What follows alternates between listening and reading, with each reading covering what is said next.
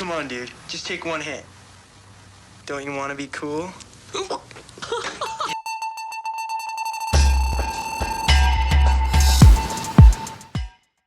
Hello guys, today we're going to review the movie Harold and Kumar Go to White Castle. But before we continue, don't forget to hit that like button, share this video, comment, subscribe to my channel, and hit that notification bell so you'll be updated when new content comes out. One of the pleasures of being a cinephile is when the movie hits you with an epiphany that shakes your core. It could be the mystery of the photomat guy's identity getting solved in Jean-Pierre Geunet's Amélie, giving you an Occam's razor moment, or it could be Bruce Willis's character in The Sixth Sense realizing who he really was, giving you the compulsion to rewatch it many times for clues you missed.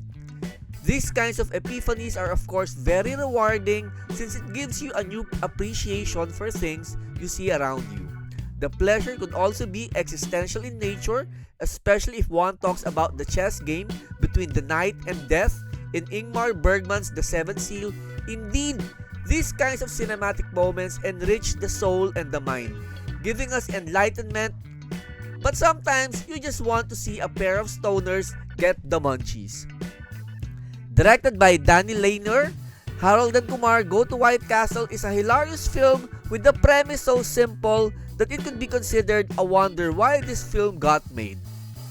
Harold, played by John Cho, and Kumar, played by Kal Penn, are a pair of friends who felt the urge to go to White Castle after watching the restaurant's commercial while stoned to the gills. The movie then turns into a sort of video game as the two are given obstacles on their way to the restaurant. They get entangled with all sorts of crazy characters who both help or block their way. There is this misshapen repairman who led Harold and Kumar into an awkward and cringy encounter with his wife. They also tangle with a gang of racist bullies who try to make the lives of the pair miserable. But the one who stole the movie is Neil Patrick Harris, who plays a super horny and wild version of himself. Those who are familiar with the real-life dalliances of Neil are sure to get a kick out of his performance here. What makes the movie work is the genuine chemistry between Cho and Penn.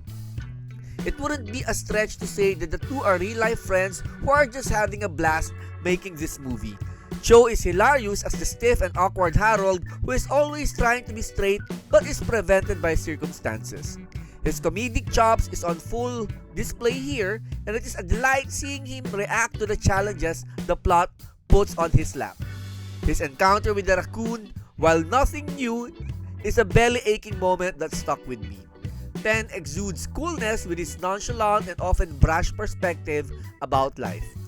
Coming out 2004, this kind of movie rarely gets made nowadays. I've seen people bash this film for being racist and misogynist. Some are calling to cancel the whole franchise for what the woke mob perceives as backward views. But I beg to disagree. I'm actually waiting for people to make these kinds of films again. Of course, I could argue and intellectualize everything and elevate the movie into Joseph Campbell territory and talk about the hero's journey as its internal structure. I could liken Harold and Kumar to the quest of the Knights of the Round Table for the Holy Grail, but I won't. I am perfectly content with my brain turned off for this movie. I just want these guys to get their burgers. This kind of movie reminds me of the days when people could simply laugh and not have to worry about everyone getting offended. Of course, there are jokes that rely on stereotypes, but one has to realize that in stereotypes, there is always a grain of truth underneath. And this movie only straddles the line and never fully crosses into full-on insult. I dare say that some of the supposedly horrible jokes here were done good-naturedly, even ones involving some brown humor. This is juvenile humor that works. Definitely a nice throwback to more innocent times I hope we can get back to. Yes, advocacies and being woke is important, but sometimes you just want a slider. So that's the review for Harold and Kumar Go to White Castle. This has been Kulas for Tambe Reviews. Thank you for watching. Keep on playing.